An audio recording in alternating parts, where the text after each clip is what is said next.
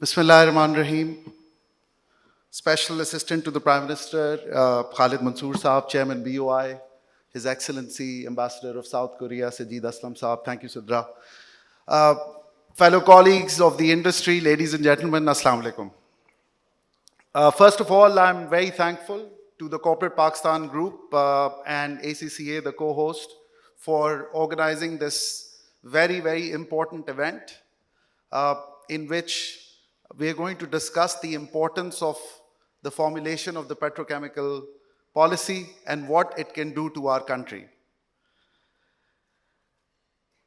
It is the formation of the petrochemical policy which is the immediate objective of today. But it serves a very long-term goal of increasing investments in the country, both by local and foreign investors, and facilitating foreign investors, enabling foreign investors, and acting as the ambassadors of this great country is one of the core missions of the Overseas Investor Chamber of Commerce. So with that, I'm going to try and answer some very basic questions. Why is this policy important for Pakistan?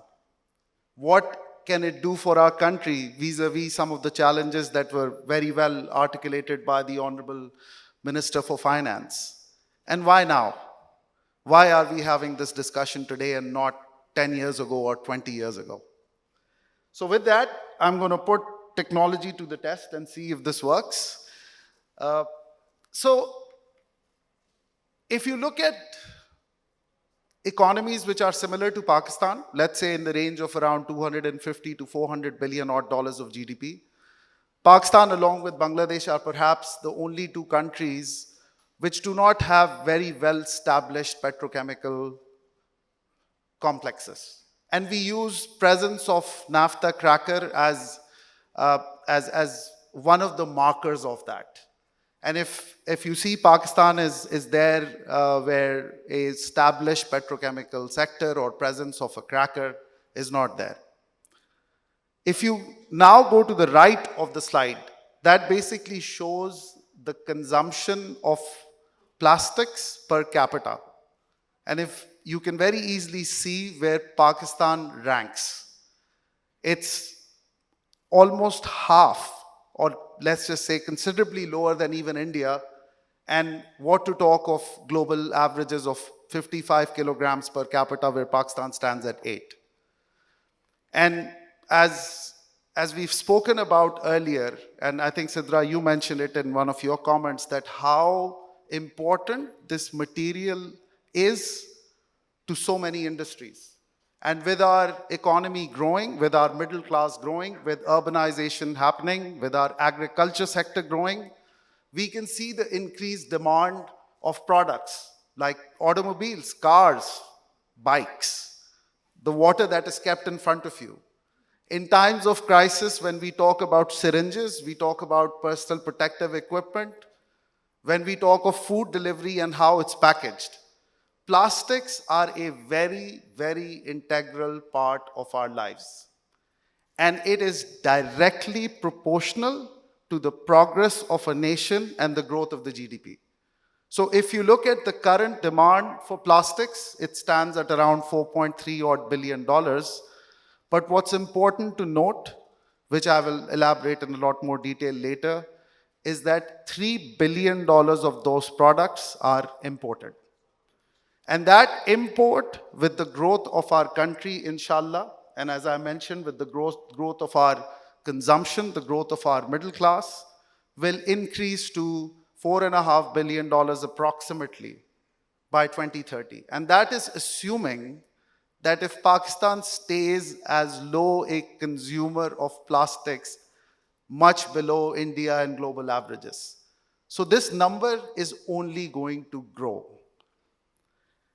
If we move on and look at, and if we, just to simplify this, if we were to divide the petrochemical sector into downstream, midstream, and upstream, upstream meaning very complex industrial complexes like crackers, which cost about anywhere between $3 to $5 billion of investments, which are obviously which need a much more established downstream sector to operate, are still some distance away. We have a fairly established downstream sector, but the real opportunity that lies for Pakistan is in the midstream sector. Because if the necessary investments are made in the midstream, where investment sizes are somewhere around $500 million to $2 billion, then it will lead to the development of the downstream sector, as well as it will give us the opportunity to make those large-scale investments in the upstream. And this story has played out in multiple countries. And I've just stated the example of Vietnam, which followed a very similar path, where midstream investments were made, and now Vietnam is looking to establish its first naphtha cracker. This is a slide which will attempt to answer that why is now the right time. So what you see over there are all the standard petrochemical products, starting with PET, PTA, PVC, PP, methanol, lab. Just the product which is in front of you right now, the bottle is made out of PET, the cover is made out of PP, and the film that you see which says Nestle is also an application of polypropylene. The construction sector uses PVC for piping, and then, of course, PTA, which becomes a very important raw material for making PET. So the applications are going to increase, as I said, with increasing demand, and hence the size of demand for each of these products will continue to increase over the next 10 years. And what I want you to pay attention to is the global scale of each of those product categories. What do I mean by this? The market of each of these products now in Pakistan has reached a level that Pakistan can accommodate a world-scale plant. In industrial complexes, it's very important to operate plants at scale because it has a huge impact on the economics, on the variable cost. And hence, the importance of coming up with a petrochemical policy now is more important because each of the product categories have hit global scale demand. And that is why this becomes the need of the hour. I am very thankful to all the people who have contributed to coming up with suggestions on the policy, and the reason for that is that a lot of the companies right now are in the process of developing projects to the tune of almost $4 billion. And the names of the companies are in front of you, and their representatives have been kind enough to be here.